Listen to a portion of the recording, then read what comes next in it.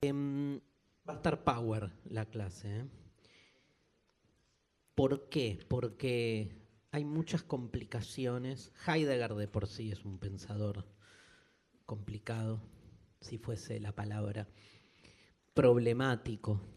Eh, la frase de hoy, solo un Dios aún puede salvarnos, es una frase dicha por Heidegger eh, sobre el final de su vida. Empecemos por ahí. Un Heidegger que escribe su obra maestra, Ser y Tiempo, en 1927. La publica, en realidad. La va escribiendo y la publica en 1927. Y un Heidegger que después de Ser y Tiempo tiene muchas derivas, tiene, digamos, de hecho se habla de tres Heidegger, ¿no? Porque toda esa primera parte de su filosofía que termina en Ser y Tiempo es una propuesta que después él va como versionando, trabajando, resignificando en un segundo momento y después un segundo momento que atraviesa la guerra. Ahora vamos a hablar algo de eso. La guerra es la Segunda Guerra Mundial. Y después hay un tercer Heidegger que a veces se choca con el segundo porque tiene más que ver con algo temático que cronológico, pero que claramente es el que escribe la mayor parte de su obra tardía hasta que muere en 1976. O sea, Heidegger muere hace poco, digamos. Veníamos trabajando pensadores del siglo XIX, ¿no? Marx, Nietzsche, y ahora nos encontramos, nace en 1889 en Alemania, pero nos encontramos con un pensador del siglo XX. Y su tema es el siglo XX. Ni hablar, todo su cuestionamiento es al siglo XX. Y su diferencia, por decir así, es que frente a un siglo XX en colapso, es fascinante ver cómo Heidegger hace un diagnóstico de la crisis terminal del mundo en el siglo XX y uno va leyendo su miedo, por ejemplo, al desastre planetario, a la bomba atómica. Para nosotros es un chiste ya la bomba atómica y sin embargo es increíble, digamos, cómo se mantiene como una matriz ahí, ¿no? En su diagnóstico, lectura de la crisis. Y lo que me importa decirles, que de un modo, si quieren, único o distinto, su diferencia, les decía hace unos minutos, es que frente a la crisis del siglo XX que él vive, sobre todo en función de lo que él va a fustigar en la segunda parte de su obra, que es el dominio total de la técnica. Un gran cuestionador de un concepto que ya les tiro, que es la tecnociencia. La tecnociencia como construcción operacional del ser humano. Ustedes pueden tranquilamente a lo largo de esta clase sustituir o reemplazar tecnociencia por algoritmo digital, de lo que no habla Heidegger porque murió antes de que existiera Internet o el WhatsApp. Pero es lo mismo, con las diferencias, obvio, del caso. Esa tecnociencia como construcción, decía, operacional, como manipulación, como desarraigo, va a decir Heidegger, de la vida del ser humano en la Tierra, va a ser un gran crítico y cuestionador de ese influjo tanto de la técnica como de la ciencia, que de algún modo construyen una visión del mundo que conduce básicamente a la crisis o a lo que Heidegger va a llamar una existencia inauténtica. Frente a eso, esto iba a decir hace 5 minutos, pero abrí un paréntesis gigante, frente a eso, la propuesta de Heidegger increíblemente no es hacia el futuro. No es hacia el futuro. Heidegger no es un pensador revolucionario. No es que dice, bueno, se viene la revolución, un mundo otro. No. Frente a eso, vean la frase. La frase parecería llevarnos para dónde. Solo un Dios puede aún salvarnos. El mundo se está derrumbando. Solo un Dios puede aún salvarnos. Pero Dios ha muerto, dijo Nietzsche. En mayo creo que lo dijo, ¿no? Acá cuando dimos el curso anterior. Entonces, ¿qué es lo que hacia dónde hay que ir? ¿A quién hay que recuperar? ¿A ese Dios que murió? Significa que Heidegger, gran lector de Nietzsche, toda la década del 30 y del 40 se la pasa leyendo a Nietzsche, están publicados sus textos. Hay una publicación de Editorial Ariel, que es Nietzsche, que es un bodoque de más de 1000 páginas, todos textos sobre Nietzsche. Digo, hay que ir hacia dónde, hacia el pasado, porque si se trata de que no es hacia el futuro, porque ¿por qué no es hacia el futuro? Porque para Heidegger todo lo que podemos pensar en términos del futuro supone ya el mundo que colapsa. Supone ya las categorías responsables del colapso. Es un gran crítico del progreso. No hay progreso. El progreso es una gran falacia. No va a resolver nada, va a seguir inautentizando al mundo, lo va a seguir extraviando al ser humano, nos va a seguir construyendo en artefactos, nos va a seguir mercantilizando, si quieren, que no es un término que usaría él, pero sí, digamos, nos llevaría cada vez más a un mundo, lo que hoy nosotros llamaríamos la sociedad de consumo generalizada, que está muy lejos de la propuesta de un pensador que apuesta a un lugar completamente otro, que apuesta no a la economía, sino a la poesía, que apuesta no a lo cuantitativo, sino a lo cualitativo, que apuesta no a las relaciones técnicas entre los seres humanos, sino que al ser humano recupere el misterio. Eso. Lo originario. El misterio, yo creo que es todo, explica todo. ¿Qué es recuperar el misterio? Y acá viene la pregunta. ¿Es hacia el futuro la salida? No. Hacia el futuro estamos cada vez peor. Nos vamos desbarrancando. Bomba atómica, ¿sí? O sea, el miedo para Heidegger es la guerra nuclear. Ni se imagina, como diría Nietzsche, cómo el desierto avanza, hacia dónde avanza el desierto. No avanzó hacia la guerra nuclear, avanzó hacia otro tipo de desertificación. No explotó el mundo con la bomba nuclear. El desierto no significa el vacío. Al revés, frase de Nietzsche, el desierto crece. El desierto no significa el vacío, todo lo contrario, el desierto significa la homogenización absoluta de la existencia en su cosificación exacerbada. Hay mucho más desierto en que todos hagamos lo mismo que en el vacío. Prefiero el vacío. Por lo menos ahí encontrás una singularidad, un musguito que se aferra para sobrevivir entre tanta arena y viento y sin agua. Ahí hay algo de singularidad.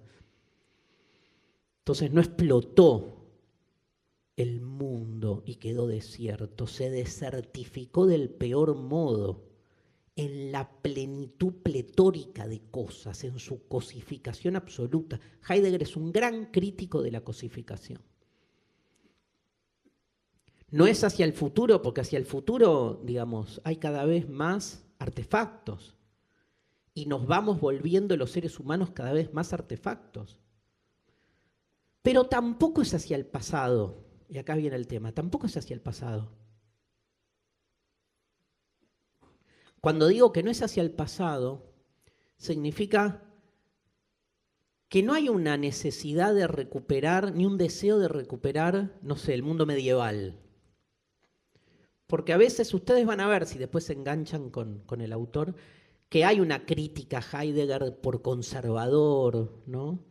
Tiene obviamente algunos textos donde parece así como que está buscando un pensamiento más raigal, un pensamiento que va hacia cierto pasado, porque claro, la crítica al progreso tecnocientífico parece indicar que un aferramiento a la naturaleza, dice en algún momento, pero no es un ecologista. Digo, si uno critica la enajenación de la tecnociencia, ¿hacia dónde entonces esa crítica, hacia dónde nos dirige? ¿Qué es lo otro de la tecnociencia? ¿Hay una otredad? ¿Hay una afuera? Esa sería la pregunta. ¿Hay una afuera? Y es muy interesante porque Heidegger va a decir que no. No hay una afuera.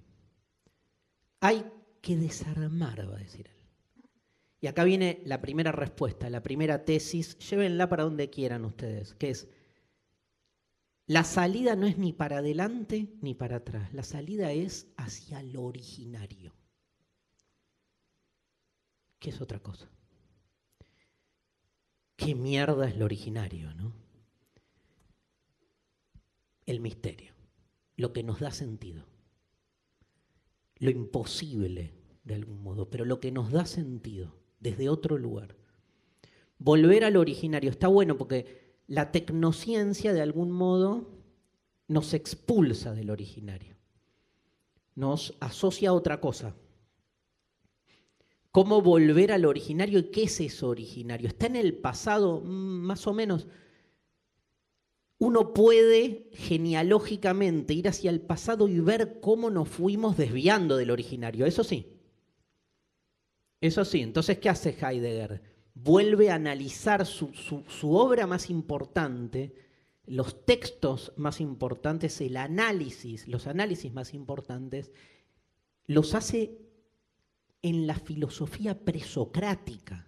Va al mundo griego, que es donde nace Europa, donde nace nuestra cultura.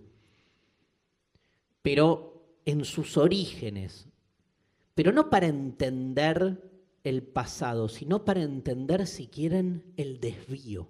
Hubo un momento que nos fuimos a la mierda. Y acá estamos.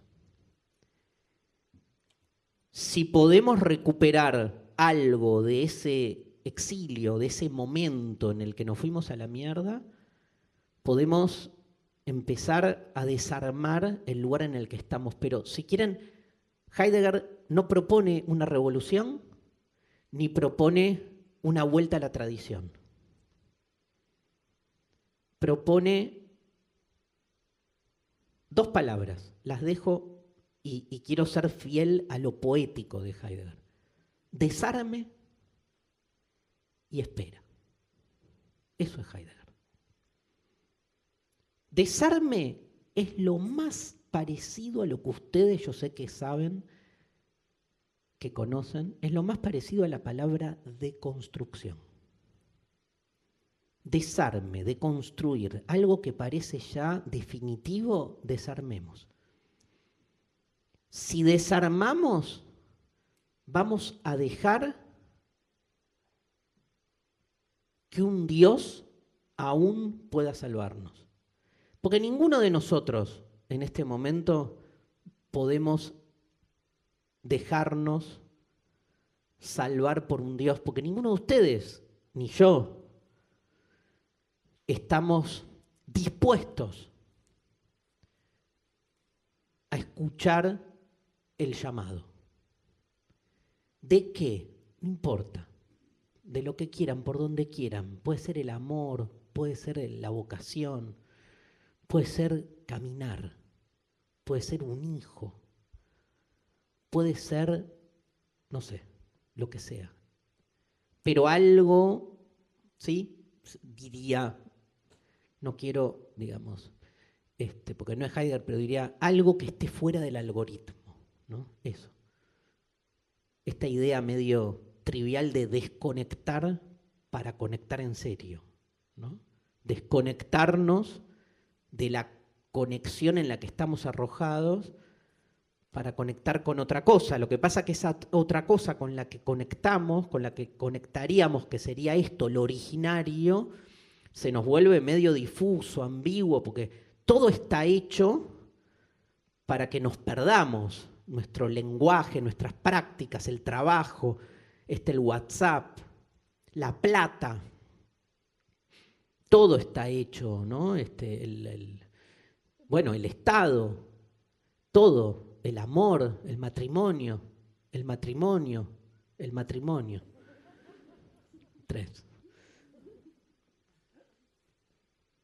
Tuve 3, en serio.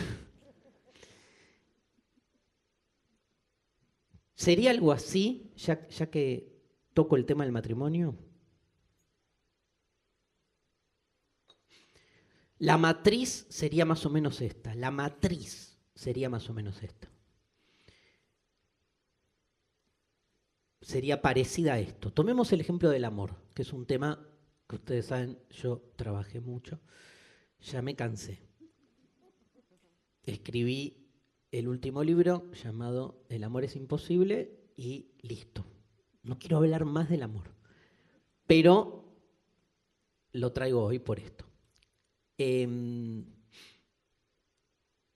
Si el amor está en crisis y sentimos que no encontramos las formas institucionales, sociales, vinculares, hasta humanas de conectar con el otro desde un lugar amoroso, y nos desvelamos por tratar de entender cómo vivir un amor más pleno, porque el amor que vivimos es egoísta, mercantil, comercial, dependiente, una cagada. ¿Cómo poder vivir un amor liberado de eso, que no es libre, ¿no? O sea, para mí libertad es liberación, siempre. Así defino la palabra libertad, ¿no? No es un lugar de llegada, es una práctica permanente de condicionamientos en los que estamos. Nacemos, ahora lo vamos a ver, que es Heidegger puro, nacemos, Heidegger dice, estamos arrojados a un mundo que ya tiene un sentido previo. Ese estar lanzado o estar arrojado es clave en el pensamiento de Heidegger frente a un sujeto que cree que todo lo hace, lo puede, lo piensa, lo decide. Decidir las pelotas. Uno decide entre opciones que ya están preimpuestas, o sea que de decisión cero. Todo es balotage. Son dos opciones que ninguno elige, o sea, porque no podés no elegir aparte, que es la gran falta de libertad. Entonces, en ese amor en el que estamos ya arrojados, uno dice, ¿cómo lograr un amor distinto, un amor más libre, liberado, un amor más libre para ser más pleno? La respuesta en relación al amor que me gustaría compartir con ustedes sería, en realidad, no hay una institución amorosa más plena que las instituciones del amor en la que vivimos. Ni siquiera hay una superación si vivimos el amor con el otro sin ninguna institución. La única solución para vivir el amor de un modo distinto tiene que ver con cómo nos cambia la idea del otro. O sea, no es que me voy a enamorar de alguien que va a ser absolutamente y radicalmente diferente y me va a permitir encontrar una especie de salvación o locura o destino o propósito de la vida, sino que vivir un amor mejor pasa por otro lado. ¿Saben por dónde? Por una erotización de cada acto, acción y práctica que acometemos. Porque ya no se trata ese otro en la idea o en la fórmula, el amor es el encuentro con el otro es todo otro. Entonces, no es que va a aparecer tu media naranja. La idea de media naranja sigue totalmente aprisionada en las formas institucionales del amor que piensan al amor más desde uno que desde el otro. El cambio está en que si uno se toma el subte para venir a esta clase, lo haga amorosamente. Y que si uno nada, toca una lapicera, lo haga eróticamente. O sea, la erotización absoluta de la existencia saca el amor del vínculo con el otro y lo que hace es reconsiderar la idea de otredad como todo aquello en lo que uno está de algún modo inserto. No va a aparecer el amor de tu vida, va a cambiar la idea de vida que uno tiene. Y esa idea de vida va a estar absolutamente atravesada por otra lógica, donde hoy en día el 99% de las cosas que hacemos están deserotizadas. No hay amor. ¿Por qué? Porque hay que cumplir, hay mandato, hay obligación, hay enajenación, hay necesidad. Si a todo eso lo podemos embadurnar con amorosidad, eso es el amor. Eso es una vida amorada. No existe, ¿no? Pero la palabra. Eso es una vida enamorada. De todo, hasta de abrir una canilla. ¿Cómo mierda podés amar abrir una canilla? Bueno, ahí está un poco el juego, el objetivo, la utopía. Con Heidegger es más o menos parecido. O sea, se trata de volver al originario. ¿Para qué? Para sostener una relación con lo que hacemos, con lo que pensamos, con lo que deseamos absolutamente otra. La tecnociencia nos inserta en un paradigma, en una matriz calculatoria, estratégica, económica, que es una de utilitaria. Una gran compulsa tiene Heidegger con lo útil. Hay una definición muy famosa de filosofía que dice que la filosofía es un saber inútil. Y es muy criticada, ¿no? La definición, porque es como tirarse en contra. ¿Cómo vas a decir que la filosofía no sirve para nada? Es que justamente, si sirve para algo, es para cuestionar que todo tenga que servir para algo. La inutilidad, separen ahí in-utilidad, la inutilidad de la filosofía es cuestionar a la utilidad como valor hegemónico. Volver al originario es entender que no necesariamente el sentido descansa en lo útil. Ahora, les pregunto, piensen un minuto. ¿Cómo podemos imaginarnos hacer algo que no sea útil? Imposible. Porque cualquier verdura que pienses o hagas va a estar justificada desde la utilidad. Por ejemplo, uno dice, quiero hacer algo no útil. ¿Qué? Quedarme en la cama todo el día sin hacer nada. ¿Para qué? No, para demostrar que hay cosas que no son útiles. Pero lo haces con una utilidad, que es demostrar que hay cosas que no son útiles. O sea, todo lo que uno hace tiene un para qué. ¿Cómo haría algo que no tuviera un para qué? ¿Cómo zafar de eso? Difícil, ¿no? ¿A alguien se le ocurre? Porque cualquier cosa que se nos ocurra va a caer en algún tipo de justificación utilitaria, porque nacimos ya en un mundo donde el valor de la utilidad impregna cada poronga que hacemos. Es un término heideggeriano, poronga. Todo está atravesado por el valor de la utilidad. El tema es que la utilidad es un valor. Que sea un valor significa que es una forma en que los seres humanos valoramos las cosas, nuestra relación entre nosotros y con lo que hacemos. Ahora, en algún momento ese valor, que si es un valor, podría ser de otro modo. El mundo originariamente, y ahí vuelve Heidegger a los presocráticos, podría haberse ido para otro lado, fue para acá, qué cagada. Ahora, si vino para acá, no es que uno puede decir, bueno, Me saco de encima para dónde vino el mundo, me lo cambio como me cambio de calzoncillos. Vamos con ese ejemplo. Te cambias de calzoncillo, ¿qué te pones? Otro calzoncillo.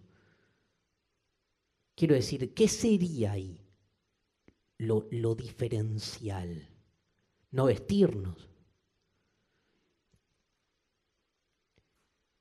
Vuelvo al utilitarismo. ¿Podemos pensar en hacer cosas que no sean útiles?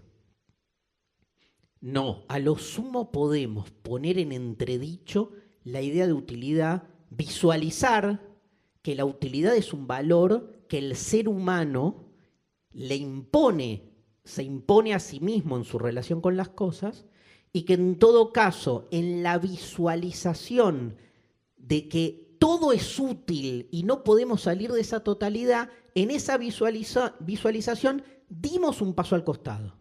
Generamos una mínima distancia crítica. Ah, pero eso es útil, sí, ya sé. Pero aunque sea útil, estás poniendo a lo útil contra sí mismo. Y entonces, voy a usar un término muy de moda, la ves. Ves que algo está pasando ahí. Ves que está pasando, ves que la utilidad no es un valor de las cosas. No, pero la mesa es útil. ¿Por qué? Porque sirve para apoyar cosas.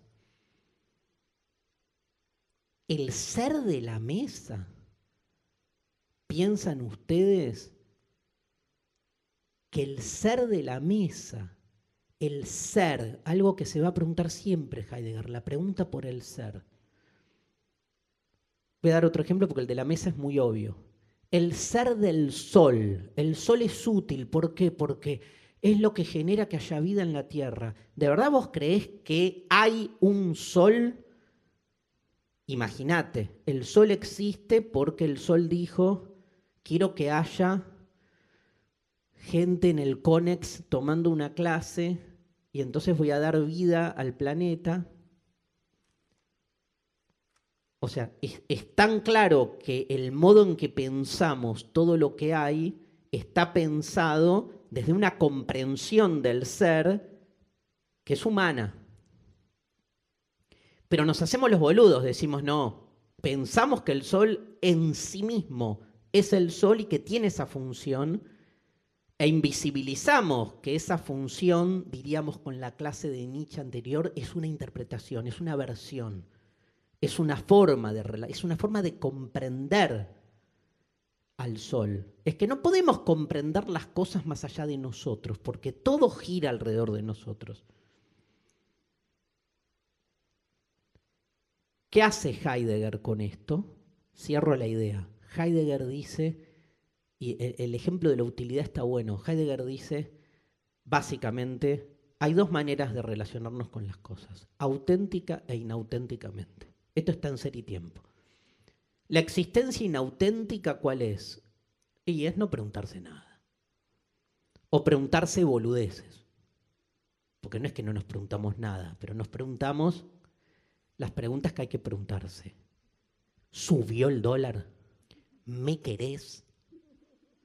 Es peor me querés que subió el dólar. Porque te obliga a decir sí. ¿Qué le vas a decir? No. ¿Me querés? No. Ay, ¿y qué hago? Y no preguntes, boludo. Una vez una psicóloga me dijo eso. Estaba en un conflicto amoroso y me dijo, ¿por qué preguntas? O sea, seguí así. Sí, todos la pasan mal igual. O sea, tirá hasta que todo lo contrario a lo que viene a plantear Heidegger. ¿Qué dice Heidegger? La pregunta está en la entrevista de donde aparece, en el texto donde aparece solo un Dios aún puede salvarnos. La pregunta es la devoción del pensar, dice Heidegger. O sea, la vida, la existencia auténtica es simplemente, y esto es uno de los pilares del pensamiento heideggeriano, es simplemente relacionarte con las cosas como te relacionás, porque Es cierto que mirás si subió el dólar o no. Pero al mismo tiempo hay otro aspecto tuyo, ontológico, diría Heidegger, preocupado, pero no preocupado de preocupación chota, preocupado en el sentido existencial del término, o sea, todo quiero saberlo, todo quiero entenderlo, todo se me vuelve problemático. ¿Por qué? Porque soy finito, porque nací para morir, porque no me queda nada de tiempo, porque el mundo es increíble que subsista, porque todo es absolutamente maravilloso. Y entonces, mientras miro la brecha que hay entre el dólar blue y el dólar MEP, me pregunto, ¿qué estoy haciendo acá? ¿Qué es esto? ¿Qué es un billete? O sea, ¿cuánto voy a ganar? ¿Qué es ganar? Si me puede dar un paro en cualquier momento y yo voy a estar pensando, ay, me angustia.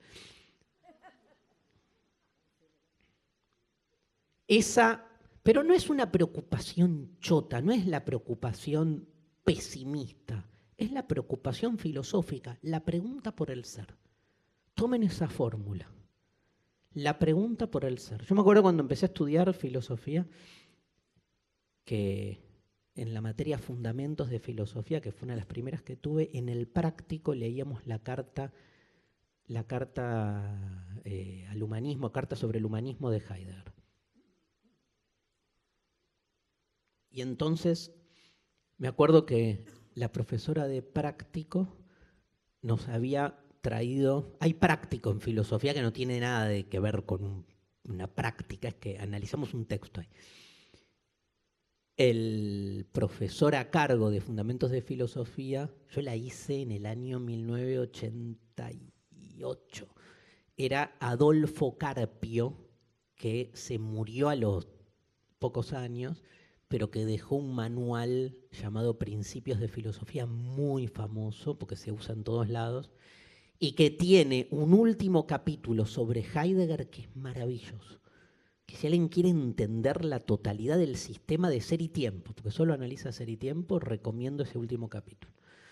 Muy cuestionado Carpio como Heidegger, en el caso de Carpio, por haber sido, creo que fue director de la carrera de filosofía en la dictadura. Era muy resistido cuando vuelve la democracia, que yo empecé a estudiar. Y me olvidé para qué traía todo esto. Dios mío. La pregunta por el ser. La profesora del PRAC, gracias chicos. Entonces, estaba con Carpio y en el práctico había alguien que me sigue. Porque el resto se perdió conmigo. Entonces, ella decía esto, entender a Heidegger es que frente a cualquier cosa, Heidegger se pregunta por el ser. Y todos le decíamos, ¿qué mierda es eso? ¿Qué es la pregunta por el ser? La pregunta por el ser es, ¿qué es? Claramente, pero no es un qué es técnico. De nuevo, la pregunta por el ser del sol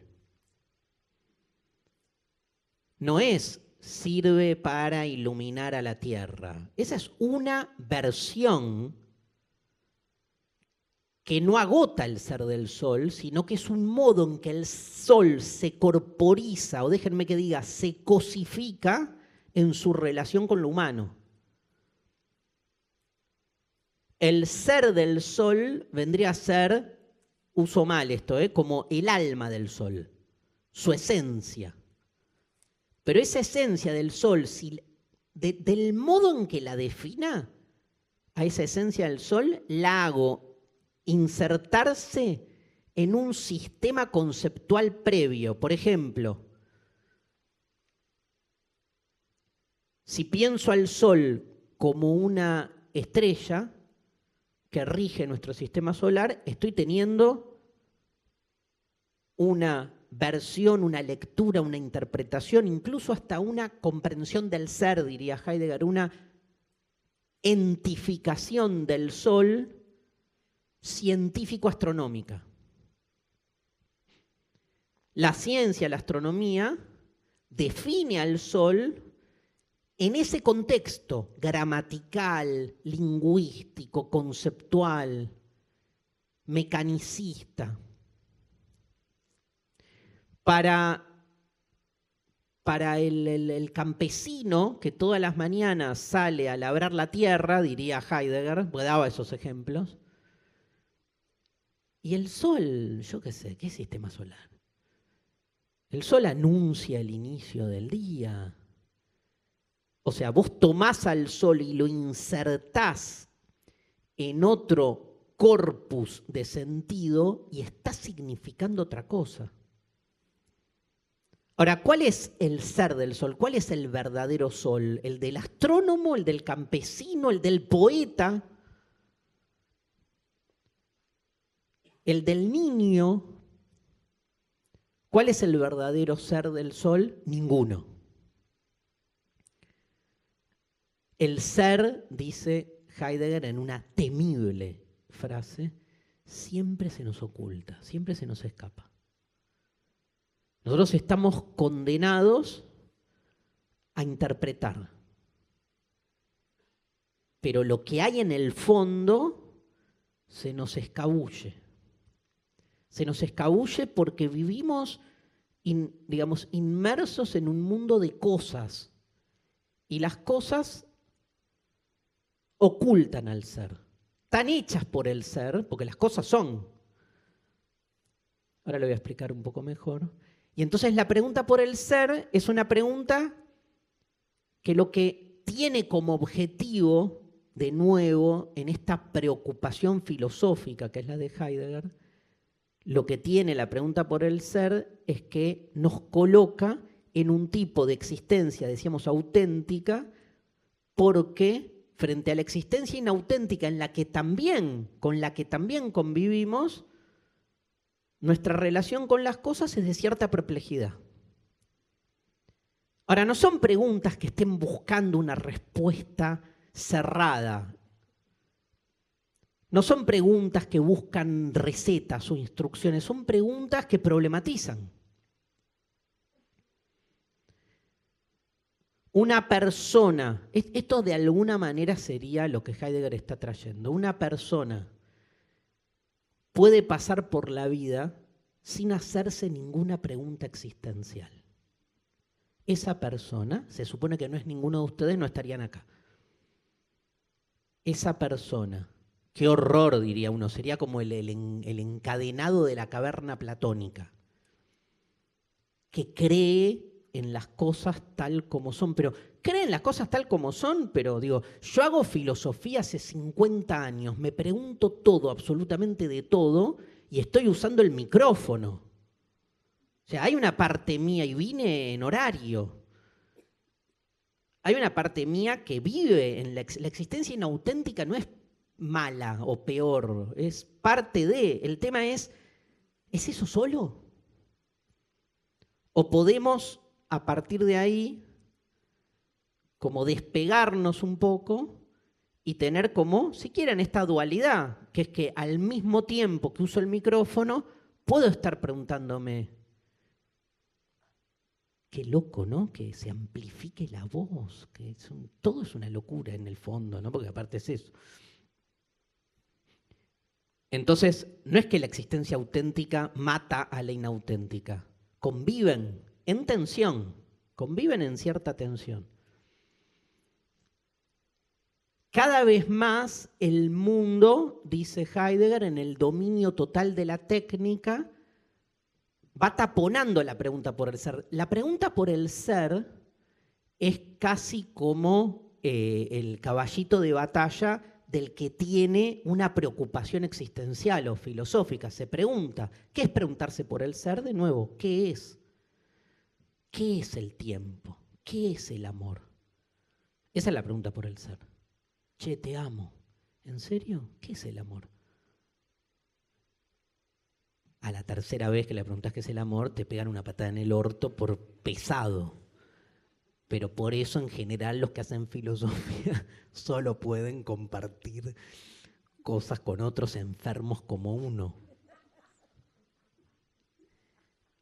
Ponele, ¿no? Pero esa es la pregunta por el ser. O sea, nada es definitivo porque todo es preguntable, en definitiva. Y eso nos coloca en otra relación con el sentido. Bueno, les repartieron una hojita, ¿no? ¿No es re lindo recibir hojitas? Sí. Ahora leemos, esperen. ¿Eh? En la primera no hubo, es verdad. Me encanta la secuencia. En la última habrá. Veremos. La pregunta por el ser del don, del regalo de la hojita. Solo un Dios aún puede salvarnos. Ahora vamos a recontrameternos con la frase, pero necesitaba decir un poco todo esto y me queda una cosita más que ya la expliqué en mayo, pero la voy a explicar ahora porque seguramente casi ninguno estuvo en mayo cuando la expliqué. Pero quiero decir esto, es una frase que surge en un texto de Heidegger que proviene de una entrevista que le hacen a Heidegger en un periódico alemán, el Der Spiegel. Le hacen una entrevista en 1966.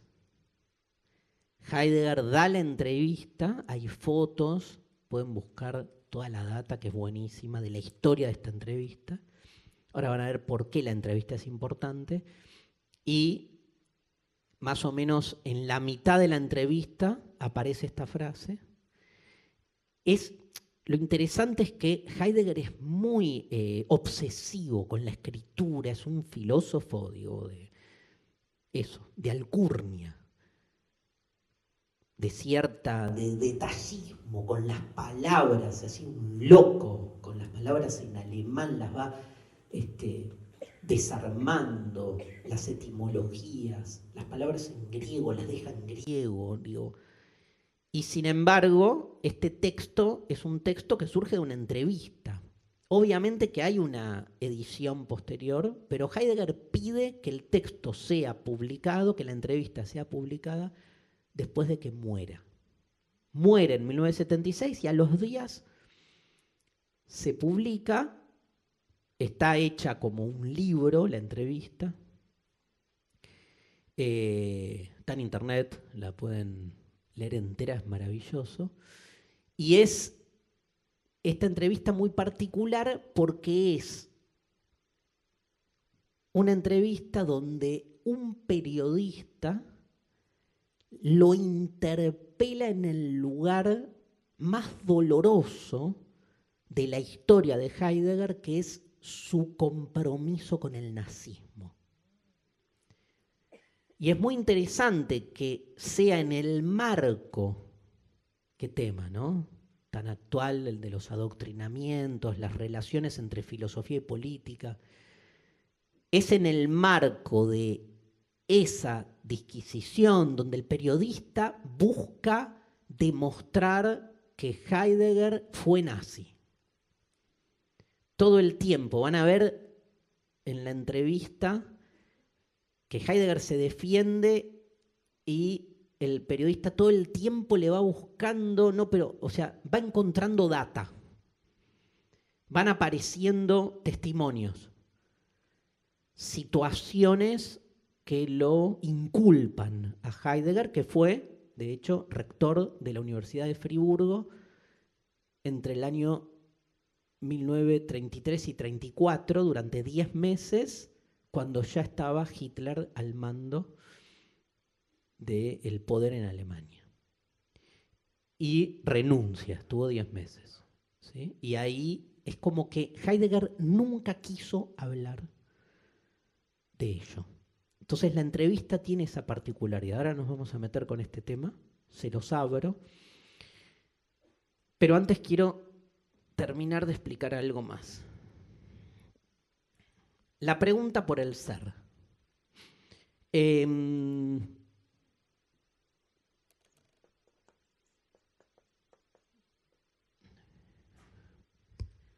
¿Se lee?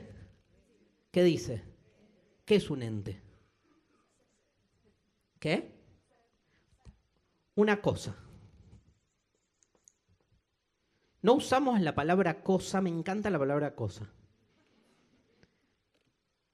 Porque la palabra cosa tiene una connotación material. Uno no diría que el amor es una cosa, salvo la canción de Queen, ¿no? ¿Cómo era? Esa loca cosa llamada amor. Nadie diría que el amor es una cosa, es un ente. ¿Qué es un ente? Un ser, dicen acá. Ente, vamos a definirlo, síganme en este juego, como todo aquello que es. Todo lo que es un ente. Un ente es una cosa. ¿Este monitor de retorno es un ente? ¿Sí o no? ¿Por qué? Porque es. ¿Por qué es? Ente es todo aquello que es. ¿El borrador es un ente? ¿Sí o no? ¿Por qué? Listo. Es más simple, le pueden dar la vuelta que quieran, pero ¿por qué es?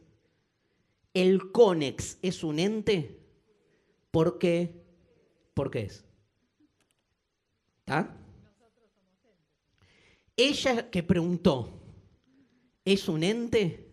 Sí. ¿Por qué? Porque preguntó, no.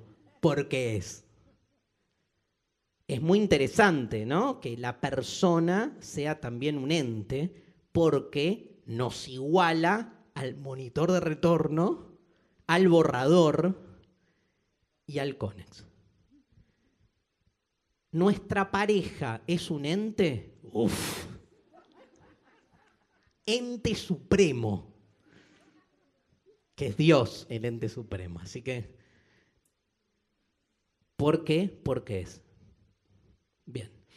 El recuerdo que tengo de mis vacaciones en Santa Teresita cuando tenía 11 años y mi papá, me acuerdo que me llevó al almacén de al lado del departamentito que alquilamos a comprar soda, porque era un enfermo de la soda. Ese recuerdo hermoso, ¿es un ente? No debería serlo, me encanta el modo. ¿Por qué no debería serlo? Eso no es el recuerdo. Es un ente. Pero lo que pasó ya no pasó. Es un ente. En la medida en que lo pienso es un ente. Porque es un recuerdo.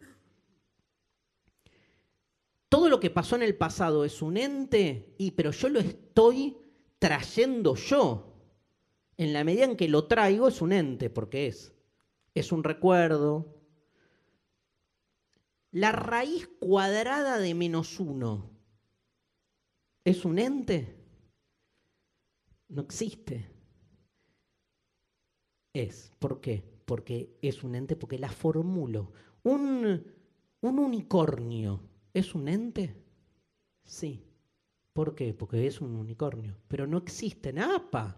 Ser y existir ya tenemos un gran problema que me encanta. Hay una diferencia entre el ser y el existir. Ahora la vamos a ver, sobre todo en relación al ser humano.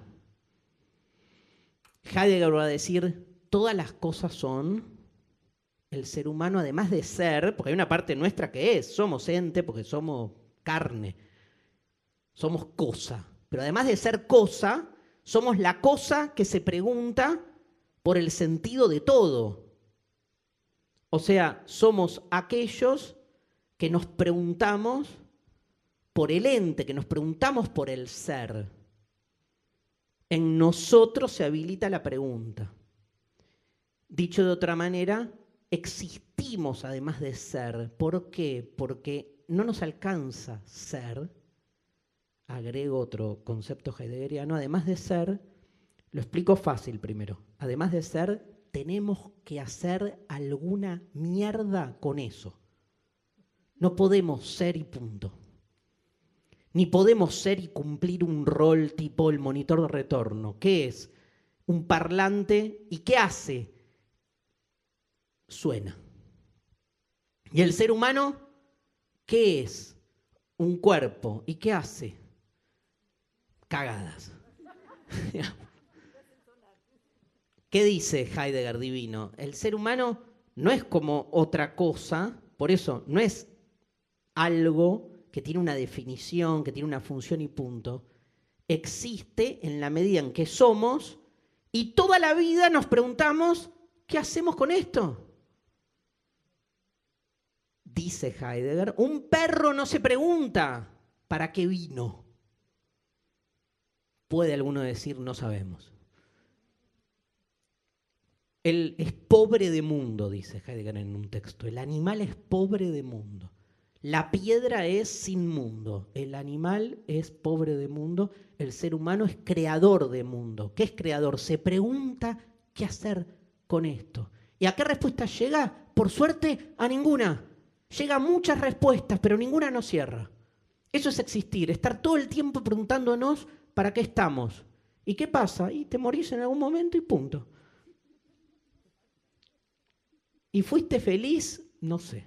Eso es vivir de una manera auténtica. Es hacerse cargo que nacimos para morir y que no entendemos para qué vinimos y que nos preguntamos todo el tiempo.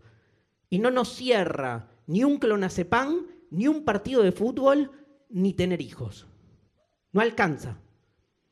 Nos seguimos preguntando. Eso es existir, no es solo ser, existir.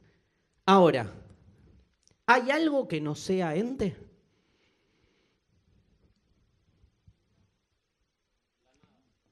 La nada.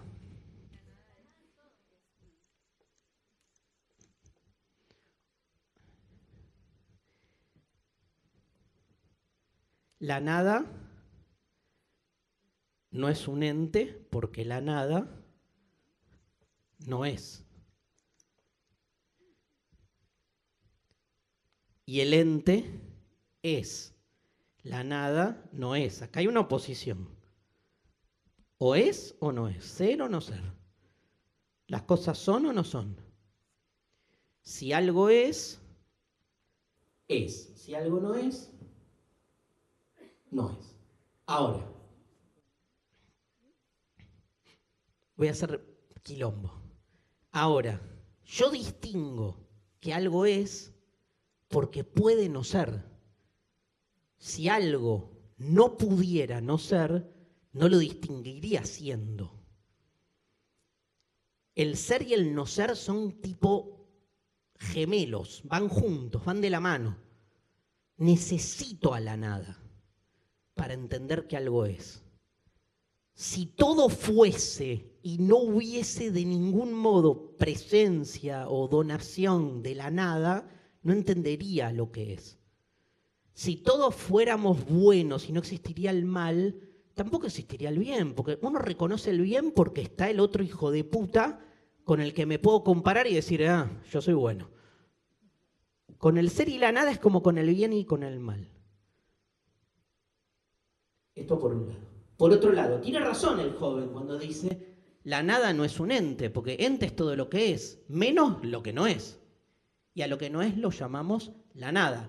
Tenemos un problema lingüístico, que a la nada le ponemos un artículo y la cosificamos.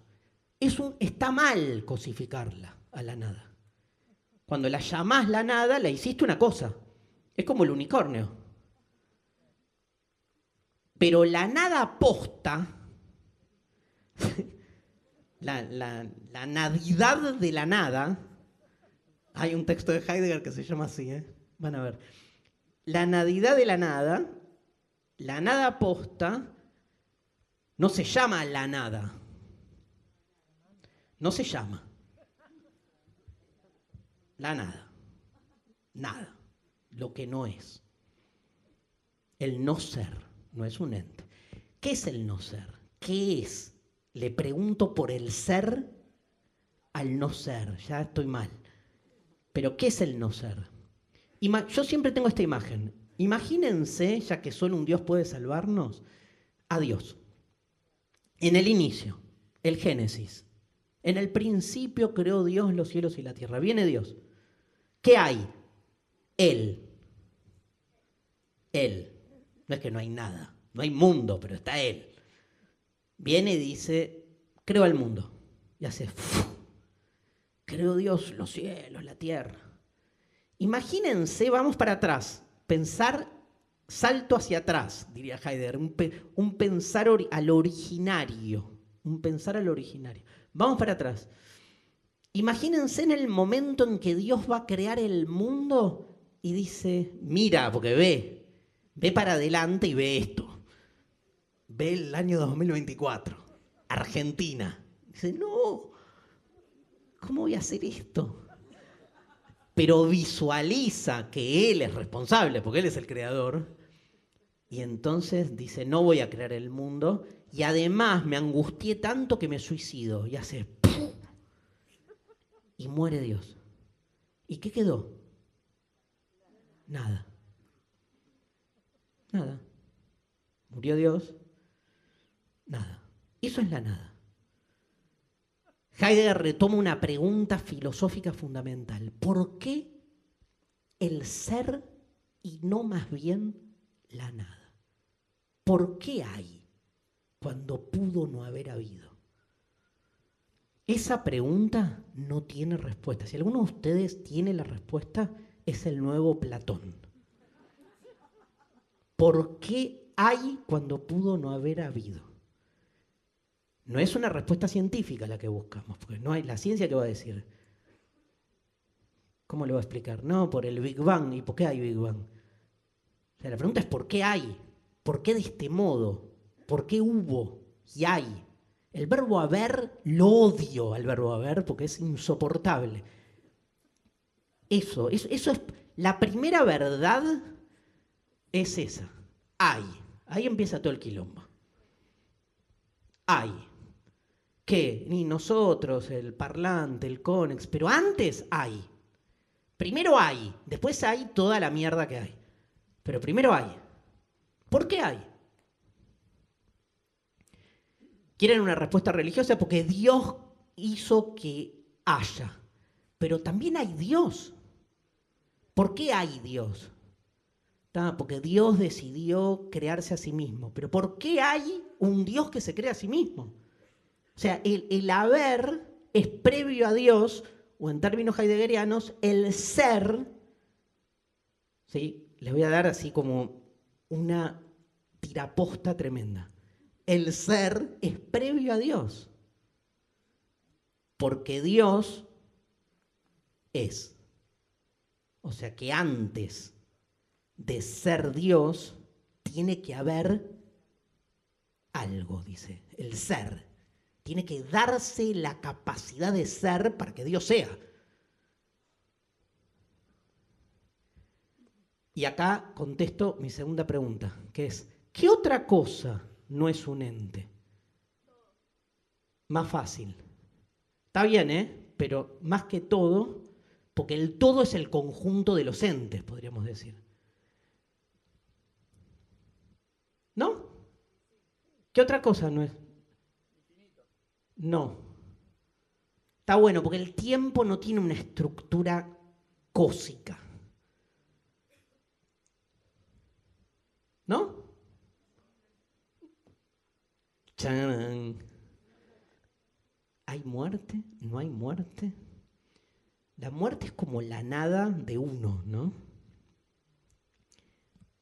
¿No? ¿Cierro?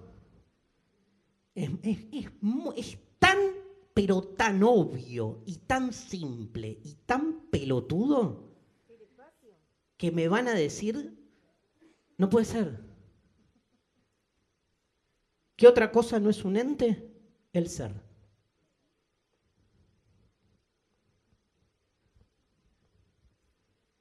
¿Por qué el ser no es un ente?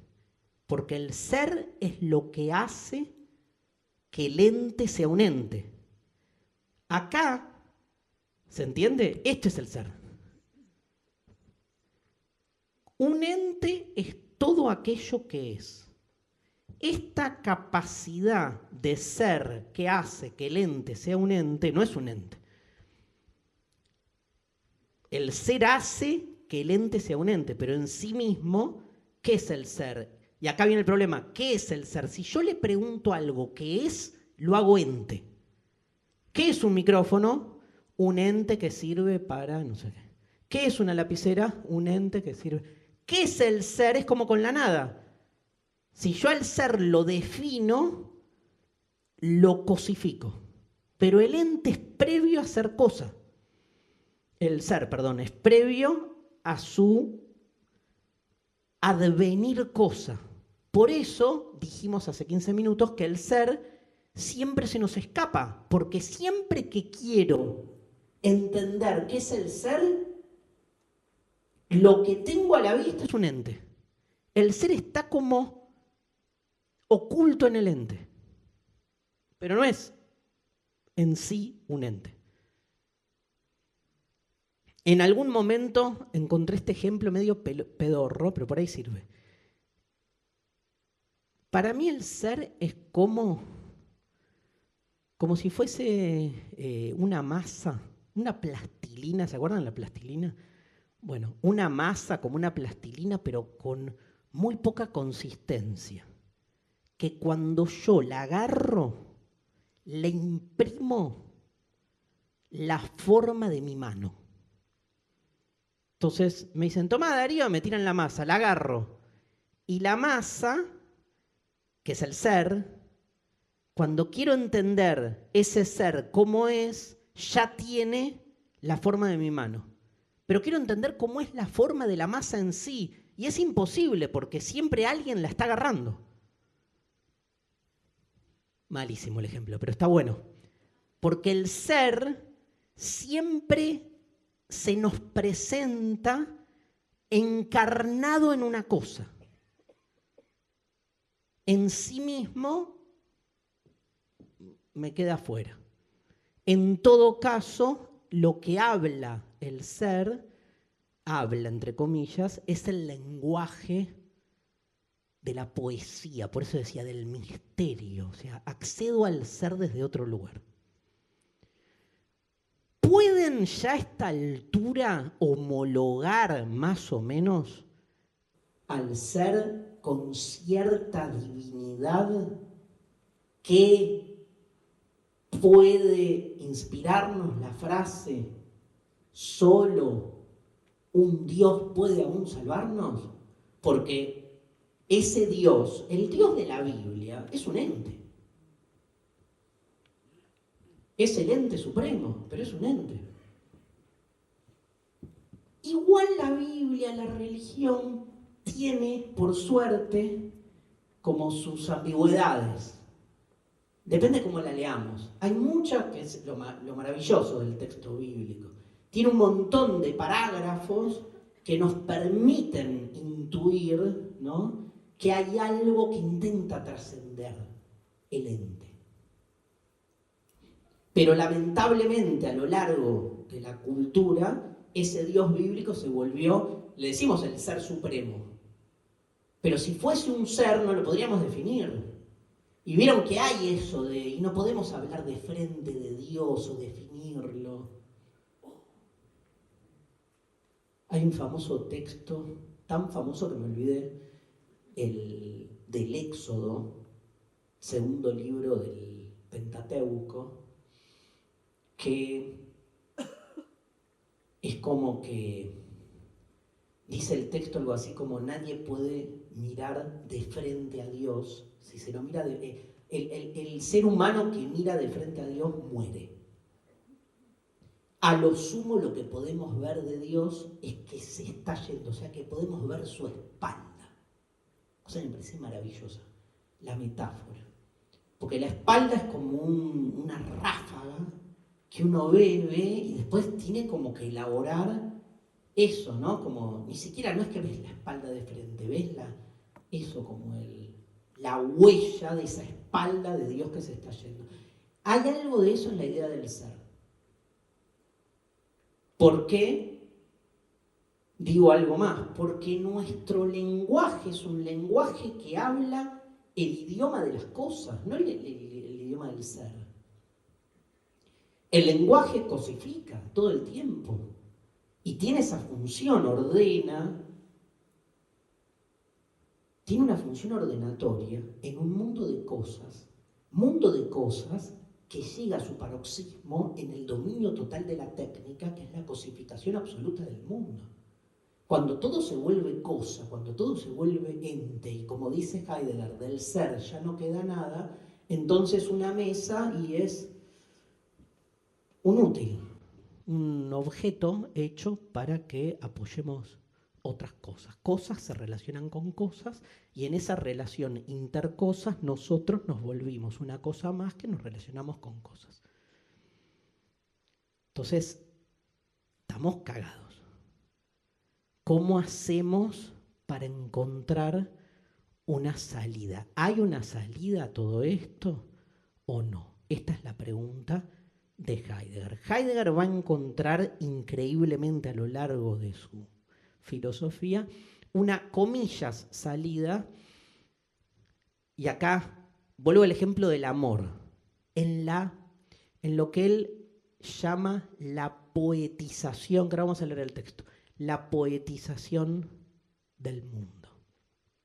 En la poesía va a encontrar, increíblemente.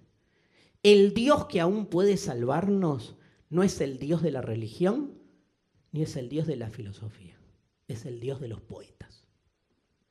Y cuando digo el Dios de los poetas, es el Dios de los misterios, del misterio del lenguaje que no está pretendiendo ni explicar, ni informar, ni referenciar nada, sino generar una implosión. Si antes decíamos que la resolución del problema del amor no tiene que ver con que aparezca un amor mejor o un amor más verdadero, sino con amorizar o erotizar todo lo que hacemos, acá es algo parecido. Esa búsqueda del originario no está ni en el pasado, está en volver a relacionarnos con el asombro, con lo maravilloso, con la belleza. Volvamos a lo útil. No hay nada más inútil que la belleza. No sirve para nada. Salvo que, nada, la industrialicemos y sirve para, digamos, la industria de la belleza. Pero desde el punto de vista, si quieren, justamente, no mercantil o no hegemónico de la belleza, de ahí la poesía, ¿no? Que, digamos, nos hace relacionar con el sentido desde otro lugar. Hay otra pregunta, hay otra lógica. Piensen que Heidegger es siglo XX, siglo de las vanguardias artísticas. Hay una poetización general de la existencia donde el lenguaje deja de ser un lenguaje cosificante y se vuelve un lenguaje poético. Bueno, algo queda de todo esto. Yo sé que tiene como sus derivas.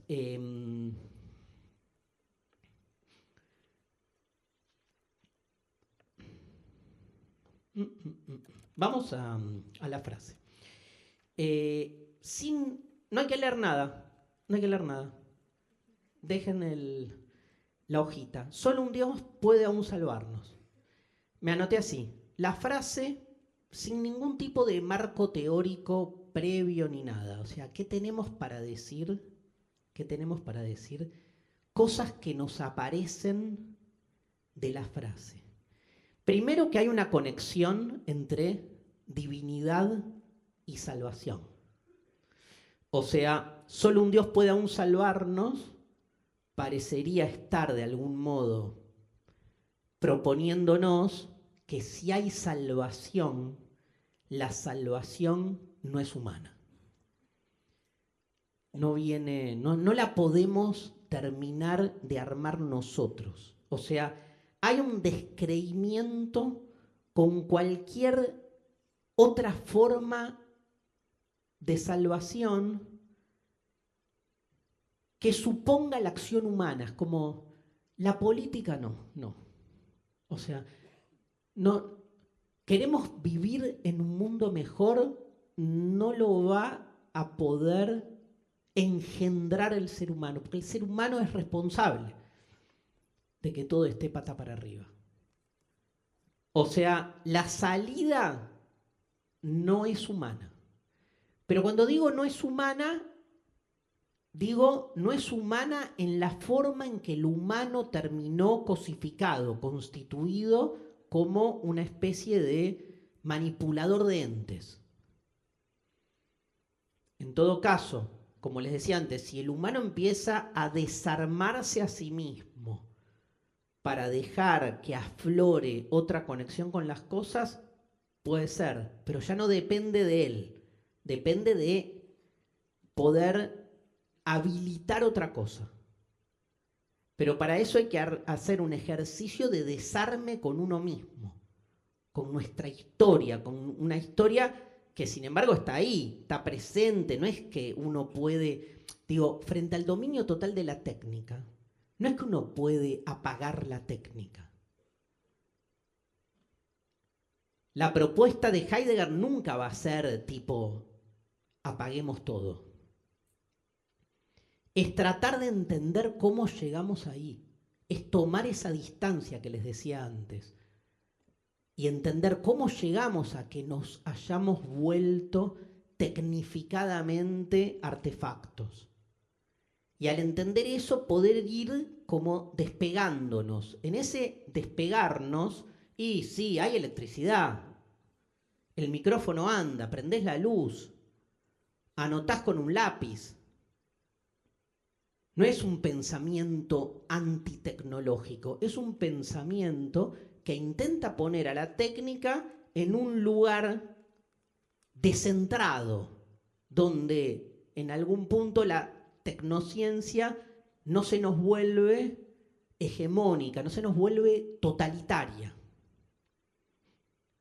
Siempre la mayoría de los pensadores existencialistas o protoexistencialistas desde el siglo XIX en adelante, lo que intentan es como rescatar esto como una especie de destotalización, ¿no? Como que no hay un aspecto que se vuelva el único.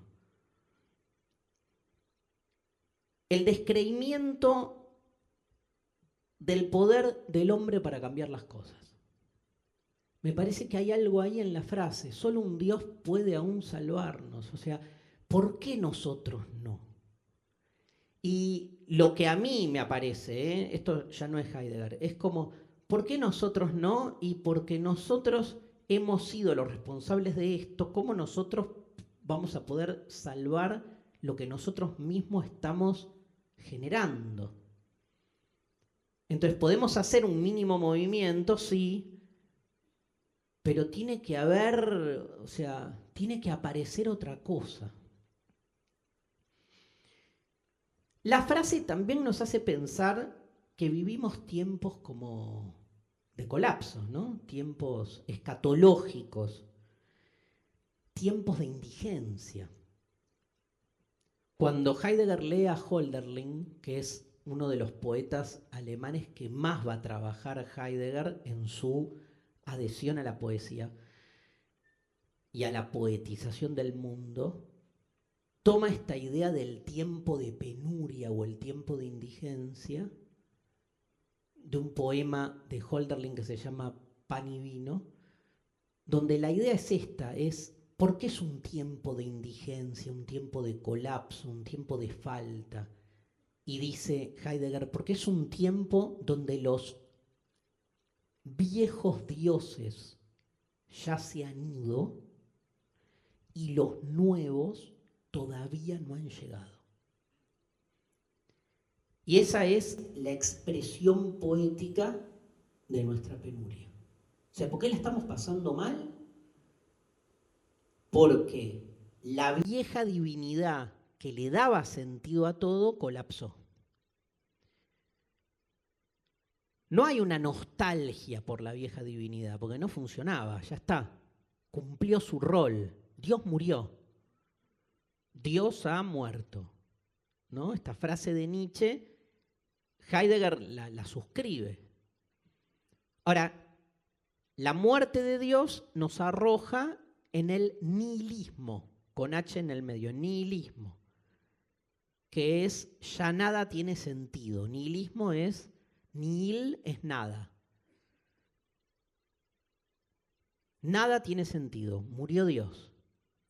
No hay un fundamento último que enhebre todo lo que hacemos, no hay un propósito final, eso es el nihilismo, no hay un para qué, dice Nietzsche en un famoso texto. ¿Y qué hacemos frente a esa ausencia de sentido? Fíjense qué loco, la ausencia de sentido, aunque les parezca, aunque no estén de acuerdo, digo más allá de eso, convierte al mundo clase 1 en mercancía. O sea, todo pasa a ser un útil. Que las cosas funcionen no significa ni más ni menos que el que las cosas funcionan. Ahora, el sentido existencial de las cosas no se reduce en que yo toco un botón y se prende una pantalla. O en que yo te digo te amo y del otro lado me aparece yo también. No se reduce a ese intercambio, no se reduce al funcionamiento, no se reduce a que me duele la panza y un Reliberán, ¿no? Me tomo un Reliberán. El horror, ¿no? El horror, que es que siente algo mi cuerpo y tac. Para cada acto hay algo que lo resuelve, para que todo funcione. Ese es el dominio total de la técnica. El desarraigo con la terrenalidad. Tiene que doler, si no, no hay cuerpo. Ahora, uno quiere desposeerse del cuerpo, está bien. Existencia inauténtica. La existencia auténtica es, nacés para morir, sos un cuerpo que en algún momento se empieza a degradar y la cosa duele.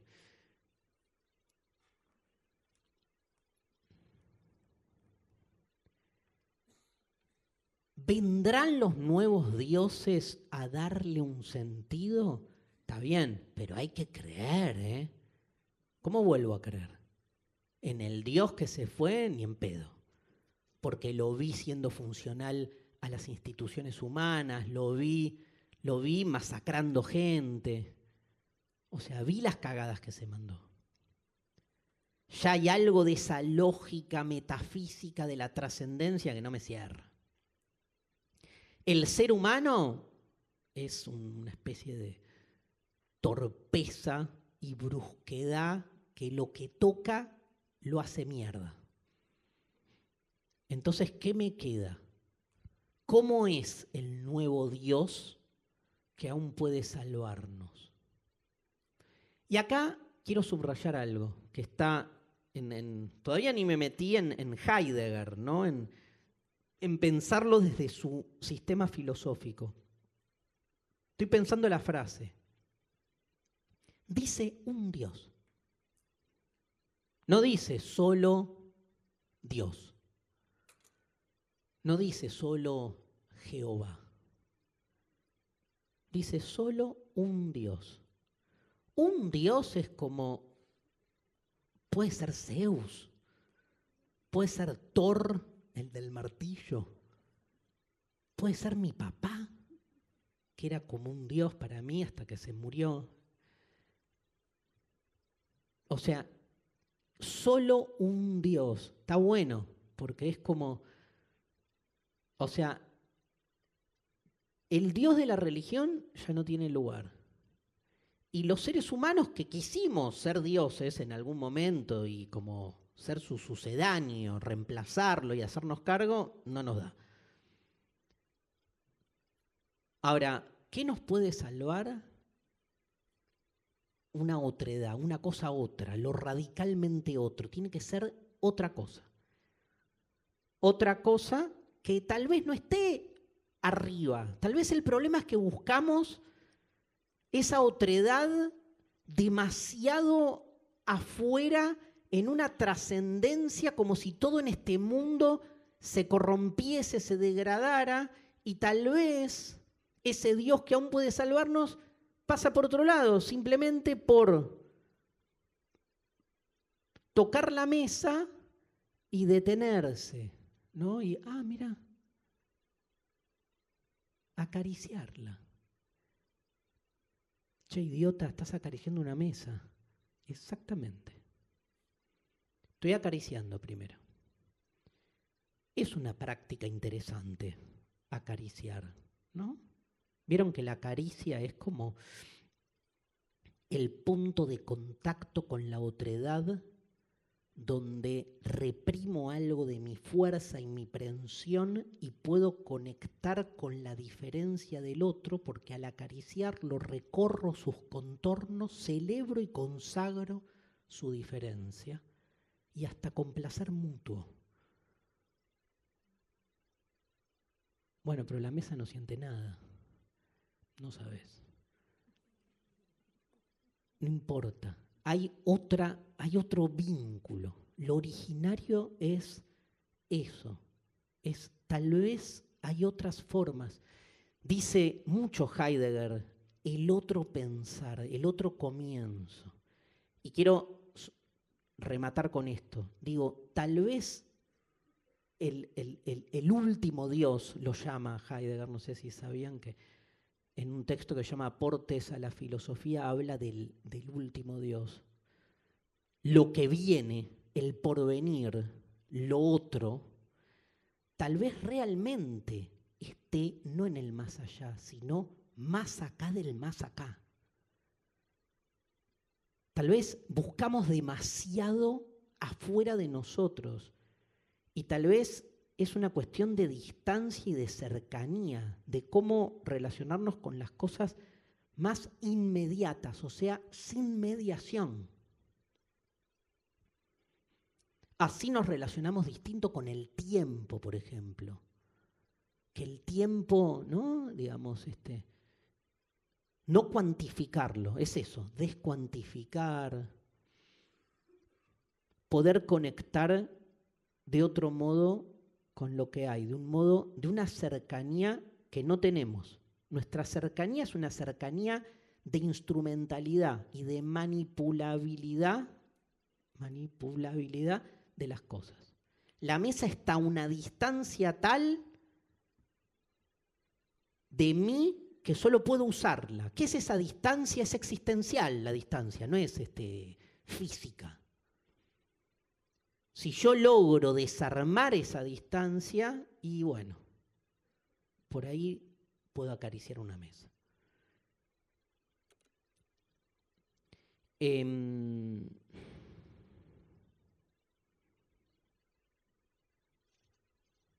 El texto, ahora lo vamos a leer. La vez pasada les di uno de Nietzsche y leímos uno y el otro no. ¿No? ¿Lo leyeron? No, bueno. El texto es esta entrevista donde el periodista le pregunta a Heidegger. Voy a dar toda la introducción y leemos el texto. Le pregunta a Heidegger sobre la incidencia de la filosofía en la política. Empieza así la entrevista. Le dice, ¿la filosofía sirve para algo? ¿Saben la cantidad de entrevistas que me hicieron a mí con la pregunta esa, ¿no? Digamos, ¿para qué sirve la filosofía? Me lo preguntaron tantas veces y más desde que empecé a estudiar filosofía, que el primer libro que escribí le puse de título ¿Para qué sirve la filosofía? Porque es la pregunta que más me hicieron, ¿no? Pero aparte el periodista estaba como enojado diciéndole, pero nada, o sea, ¿cuál es la incidencia concreta que tiene la filosofía en hacer de este mundo un mundo más habitable? Definí habitable. ¿Qué es habitable? ¿Que todo funcione? ¿Qué es habitable? ¿Que prendan que los botones funcionen? Y a partir de ahí le pregunta por los sucesos, dice el periodista, de la relación de Heidegger con el nazismo. Y cuestiona todo el tiempo esta historia, ¿no? Que, abro paréntesis, le quiero dedicar 6 minutos. Si se va igual. Perdón, ¿en qué año fue la entrevista? La entrevista fue en 1966 y se publica en 1976. Heidegger fue rector de la Universidad de Friburgo entre el año 33 y 34. Primero, cuando asume el rectorado, hace un discurso muy famoso, todo lo encuentran en internet, que se llama La autoafirmación de la Universidad Alemana, o discurso sobre el rectorado, y en ese discurso hay como una especie de, depende de la lectura que uno haga, pero hay claramente en lo que Heidegger dice una especie de consagración del futuro de la universidad hacia lo que él llama su lugar esencial, que, digamos, está claramente emparentado con ser un funcionario del nuevo gobierno. Entonces, y hay además asociaciones directas entre el ser, la pregunta por el ser muchas veces termina como medio enmarañada con la idea de la Alemania, la nueva Alemania, el pueblo y muchas de las categorías que usaba el nazismo. Ese texto, ese discurso, acá el periodista le pregunta, dice, usted dijo que el Führer, y Heidegger todo el tiempo dice, en mi texto eso no está. Hay después comentarios, parece como las fake news de las redes de hoy, está todo el tiempo defendiéndose de qué, cuál es la tesitura de Heidegger. Heidegger dice que cuando asume Hitler, lo echan al rector que estaba. Y que todo el mundo en la universidad le pide a él que sea el rector, porque como él era un tipo que los nazis respetaban, iba a poder convertirse como en una especie de filtro para que el nazismo no avanzara sobre la universidad. Ese es el argumento que da Heidegger 40 años después, 30 años después, para defender por qué tomó ese cargo. Le pidieron que haga muchas cosas que acá el periodista le endilga, como por ejemplo que prohíba los libros de autores judíos en la biblioteca, que ponga carteles, que cosas por el estilo, y Heidegger tiene una respuesta para todo.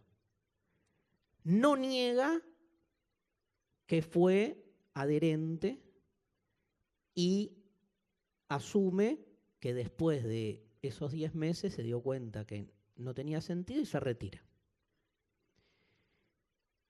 Nunca hace una declaración pública, ya ni siquiera de arrepentimiento, como, digamos, pensando biográficamente su decisión de ser rector. Y siempre su defensa, y acá quiero poner el foco, siempre su defensa es, yo hago filosofía. Y mi tema de interés son los presocráticos. Con lo cual,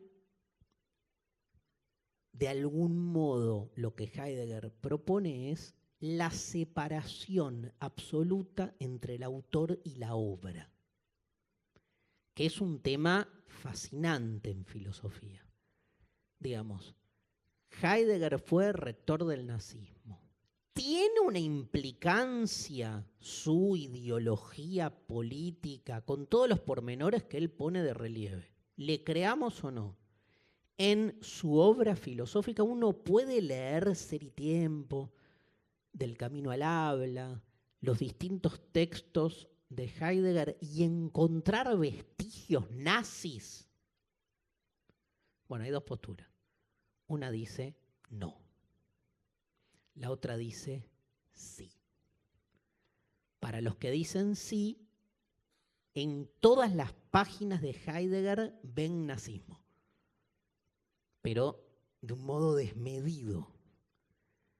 Yo creo que hay en su crítica al mundo moderno, a la técnica, hay un montón de elementos muy críticos que, desde esa perspectiva, digo, medio mundo es nazi. Si uno se pone, digamos, desde ese lugar a homologar nazismo a ciertas críticas y cierta necesidad, esto de arraigue hay mucho de Heidegger justamente de arraigue a la naturaleza, a la tierra, a la patria. Hay algunos elementos de ese tenor. Yo creo que Darío, creo que en algunos de sus textos, y sobre todo en los textos más cercanos a su función como rector, uno encuentra elementos que son problematizables desde esa perspectiva. La pregunta es la incidencia de lo biográfico en la obra, porque no hizo filosofía del nazismo, eso está claro. Filosofía del nazismo hubo, nadie los recuerda, esos filósofos que escribieron libros explicando por qué Hitler era el nuevo Jesucristo. Y explicando, o sea, vos podés hacer filosofía para defender apologéticamente un sistema. Acá es exactamente al revés. O sea, Heidegger habla de Heráclito, de Hölderlin. Pero al haber sido rector de la universidad en el inicio del nazismo, siempre fue muy cuestionado.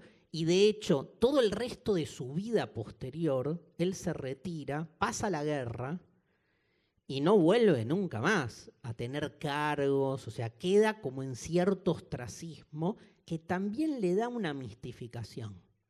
Se queda en su casa, en la selva, dando clase, viene a Argentina, a un congreso en Cuyo, famoso en 1949. Digamos, es un personaje, digamos, que pone el dedo como personaje en ese lugar sobre la relación entre el autor y la obra. Piénsenlo. ¿Qué pienso yo al respecto? Lo pienso problemáticamente. Sáquenlo de un filósofo, piénsenlo en un músico. Si ustedes se enteran de un músico que les encanta la música que hace este músico y un día se enteran de algo de su vida personal que les impacta negativamente, ¿eso les modifica a ustedes su relación con la obra de esta persona? Para muchos sí, para otros no. Pero obvio que en filosofía parecería haber como un elemento conceptual más importante. También es cierto que Heidegger no se mete con los temas políticos, por eso el periodista se vuelve como insidioso con eso. Pero, y después depende qué, digamos, por ahí para la mitad de ustedes que se descubra que un músico que compone las canciones que a ustedes más les dio vuelta la cabeza era o es 100% cocainómano. Y la mitad de ustedes diría, ¿y? Y la otra mitad diría, yo ni en pedo escucho un disco de un cocainómano. ¿Por qué? Porque la valoración de una adicción puede ser distinta. Ahí empieza todo el listado. Después se descubre que era, no sé, nazi, ¿no? Entonces empieza a ver hasta qué punto uno tolera o no tolera. Yo lo que creo que una biografía es una biografía, no lo minimizo, cero. Lo que me pregunto es por la incidencia de lo biográfico en la obra. Sobre todo porque muchas veces lo biográfico, lo digo medio exagerado, cambia. porque un día descubrimos que este músico que era hipercocainómano no lo era y que fue una fake news. Y en el medio dije, no me gusta más, ahora sí. Ahora no, ahora sí, ¿por qué? Porque va cambiando los testimonios. O sea, yo creo que, digamos, yo creo que la obra excede al autor. No me cabe ninguna duda. No significa que no me interese la historia biográfica del autor, pero creo que la obra lo excede y que la obra es apropiada después por el público. Y en esa apropiación uno decide qué hacer con ese aspecto biográfico y qué no, y depende de lo que sea. No es lo mismo una cosa que otra y no es lo mismo para cada uno. Bien.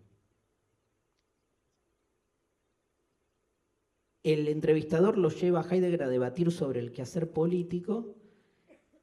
Heidegger se muestra muy crítico con todo sistema político porque dice que ningún sistema político escapa al dominio planetario de la ciencia.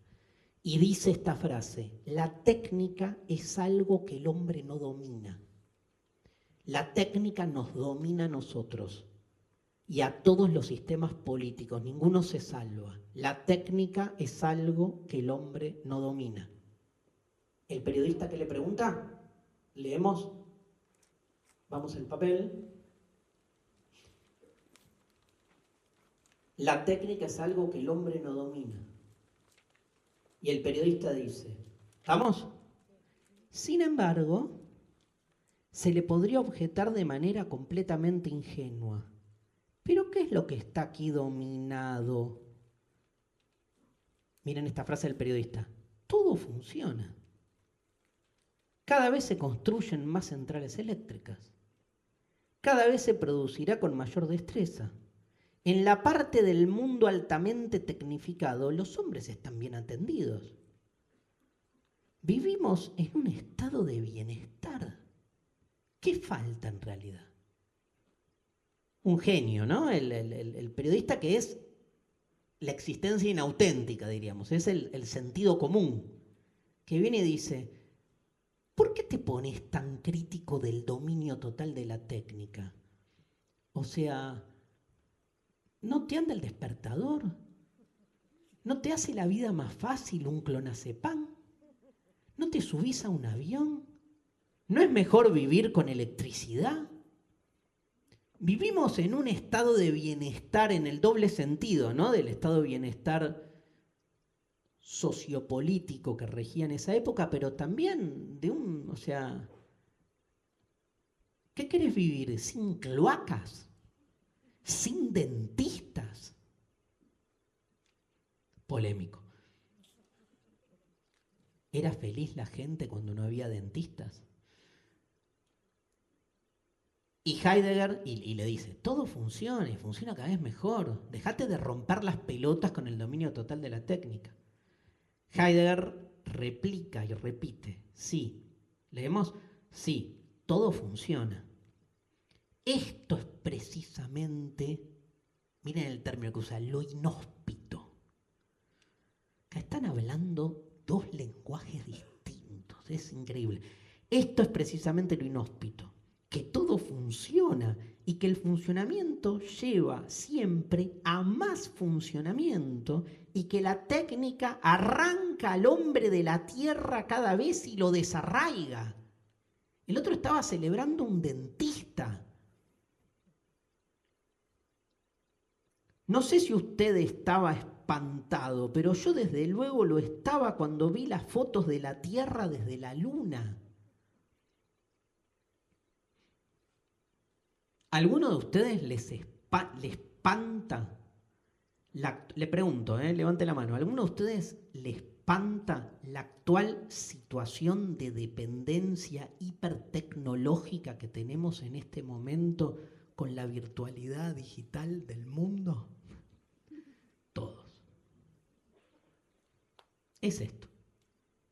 70 años atrás, menos, ¿no? 50, no, 70 años atrás, donde Heidegger ve, o sea, no quiero que me saquen foto desde un cohete, y que básicamente, no porque mienta la foto, porque el ser no se reduce a su cosificación científico-tecnológica.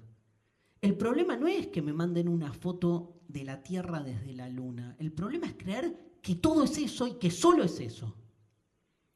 ¿Qué es el problema que tenemos hoy? O sea, no hay vida fuera de las redes. El problema no son las redes. O sea, estaría buenísimo que las redes convivan con otras facetas. El problema es que se terminaron las facetas. Porque todo se volvió la extimidad supina de lo que sucede ahí con uno. No necesitamos bombas atómicas. El desarraigo del hombre es un hecho. Les regalo la palabra desarraigo. El desarraigo. ¿De qué? De nuestro ser. ¿Y cuál es nuestro ser? Ni idea. La caída, el misterio, la magia, la otredad. Se perdió. Ahora somos roles, seres humanos, números de documento, números de... Hoy estuve con Flow, un problema, número de cuenta. Solo nos quedan, miren qué simple, solo nos quedan puras relaciones técnicas. En eso nos convertimos, puras relaciones técnicas. Donde el hombre vive ya no es la Tierra. Tan simple como eso, ¿no? ¿Qué queda? Piensa en eso. ¿Qué queda? Miremos alrededor, un minuto.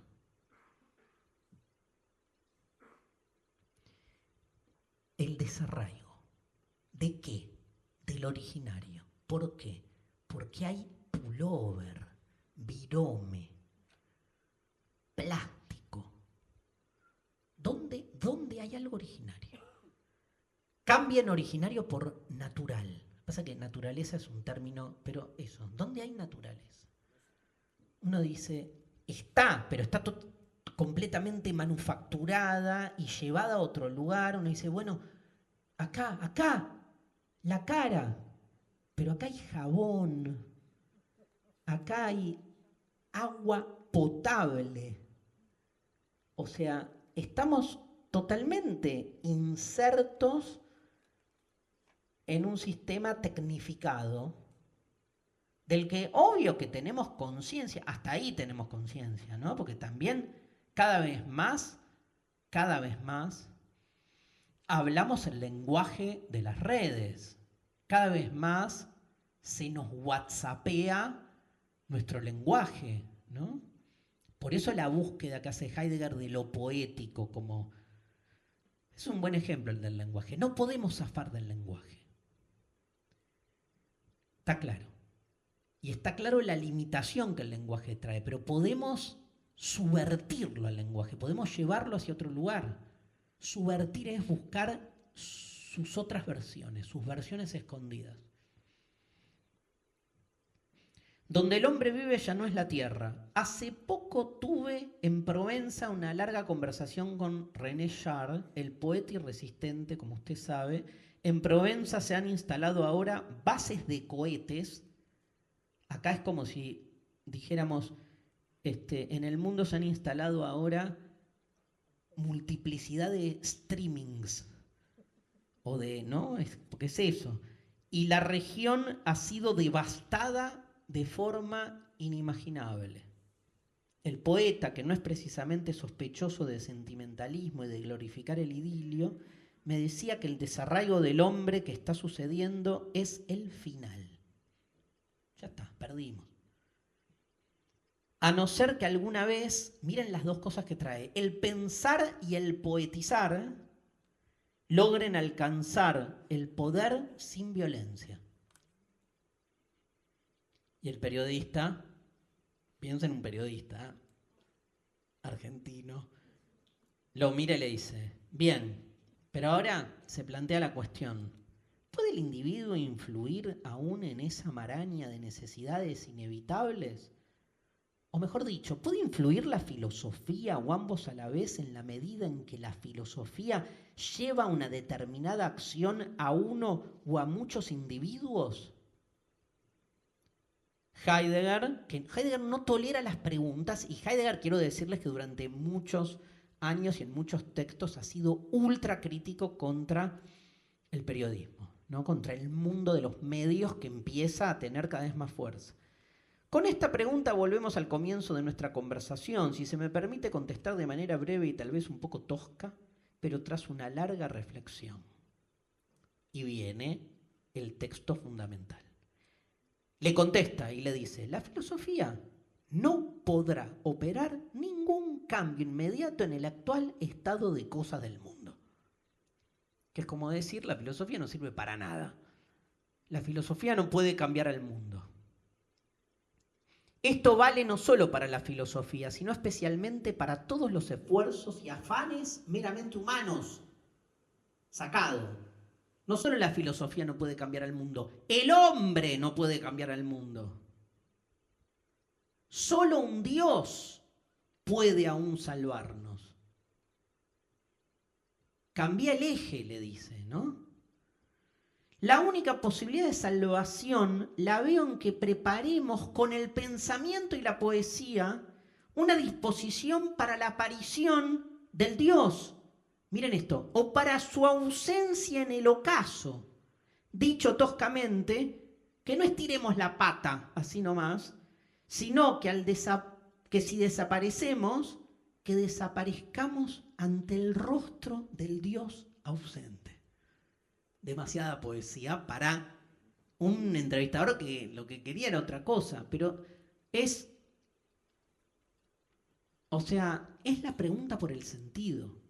Ni siquiera Heidegger para mí está diciendo, ni siquiera te digo que va a llegar ese Dios que aún puede salvarnos.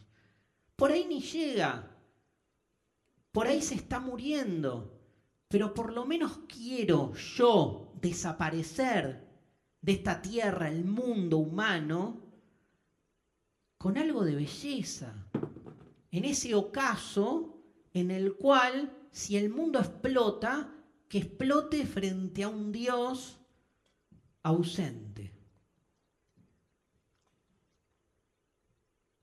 O sea, no nos merecemos morir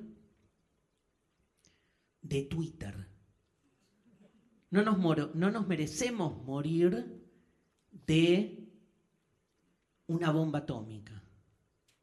Si el mundo colapsa, que colapse porque hay un sentido trascendente.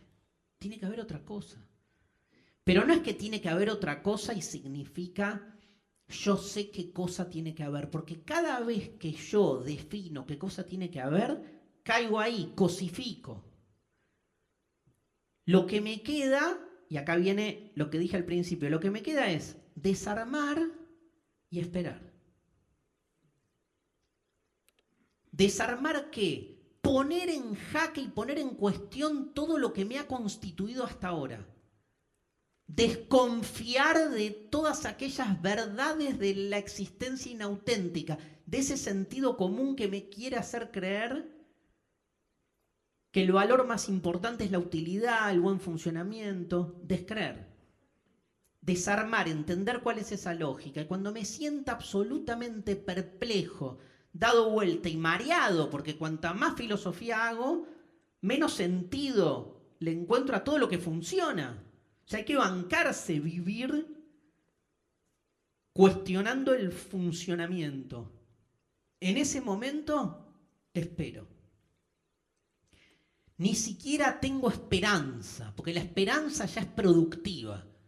Estoy suponiendo algo, tengo esperanza, ¿en qué? ¿En que venga? No, espero. Y si no pasa nada, no pasa nada.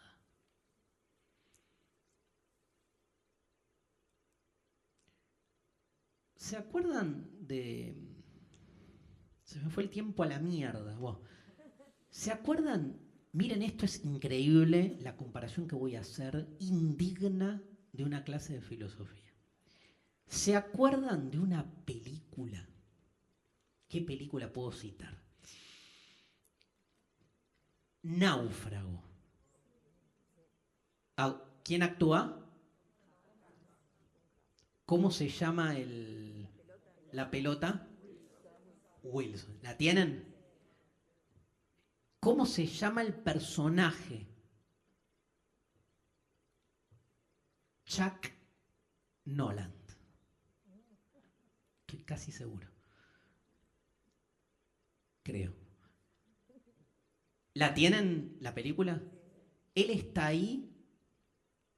¿Quién no conoce Náufrago? Levante la mano. Ok. Son poquitos, pero se merecen esto. Es un boludo que naufraga. Punto. Y cae, que es Tom Hanks, y cae en una isla. Y está 20 años, no, menos, 10 años.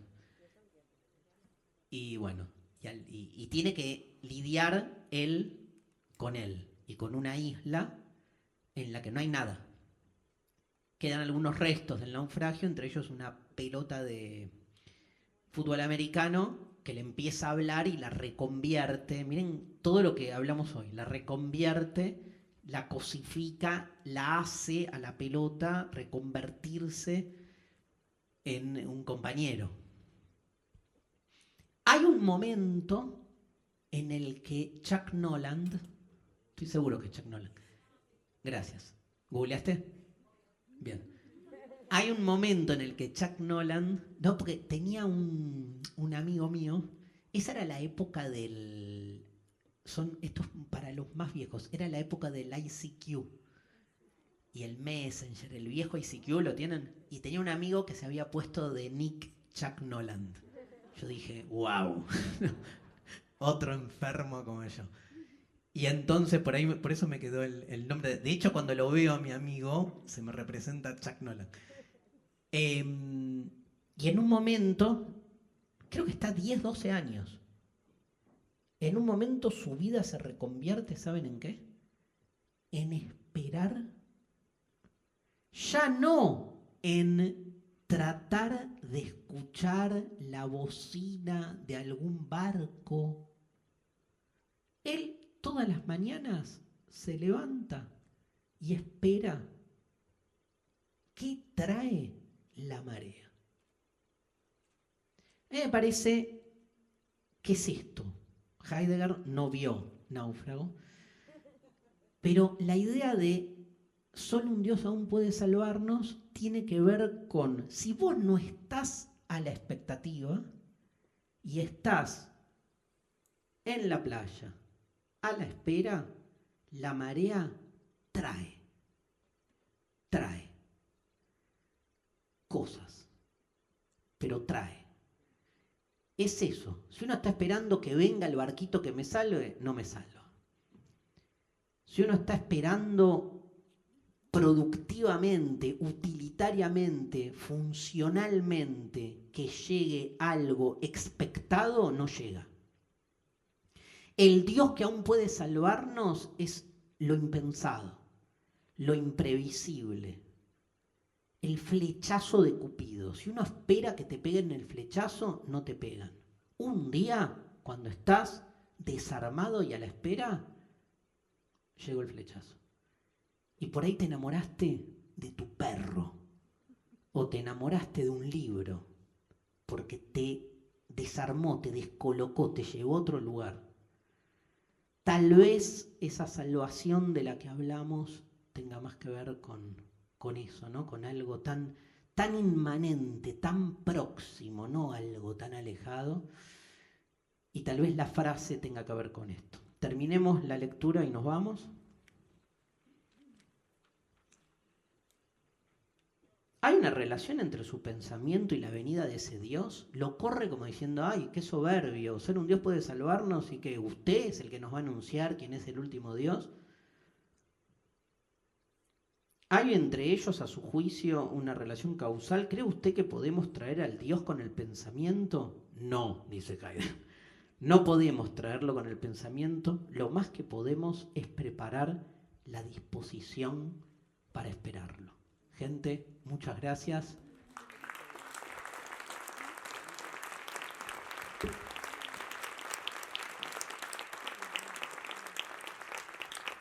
Gracias por la buena onda. Nos quedamos sin tiempo una vez más, pero nos vemos el martes que viene. Última clase.